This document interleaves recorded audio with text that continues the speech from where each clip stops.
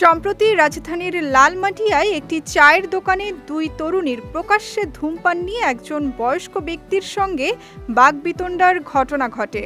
এই ঘটনায় আশপাশের লোকজন জড়ো হয়ে দুই তরুণীর ওপর চড়াও হয়। এ ঘটনায় বেশ উত্তপ্ত হয় সোশ্যাল মিডিয়া। বিষয়টি নিয়ে কথা বলেন স্বরাষ্ট্র উপদেষ্টা। তার মতে, ওপেন জায়গায় সিগারেট খাওয়া নারী পুরুষ সবার জন্যই নিষেধ। ওপেন সিগারেটটা না খাওয়ার পরামর্শও দেন তিনি। বিষয়টি নিয়ে মিশ্র প্রতিক্রিয়া দেখা যাচ্ছে সাধারণ মানুষের মাঝেও। ভিন্ন ভিন্ন মতামত জানাতে দেখা যাচ্ছে। এবার এই প্রসঙ্গে কথা বললেন ছোট পর্দার অভিনেত্রী রুকায়া জাহান চমক। তার মতে, সিগারেট নারী পুরুষ দুজনের শরীরের জন্যই ক্ষতিকর, তাই সকলেরই উচিত ধূমপান থেকে বিরত থাকা।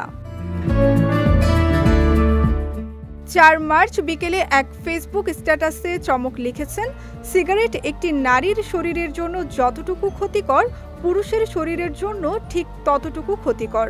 নারী পুরুষ সবাই ধূমপান করা থেকে বিরত থাকুন।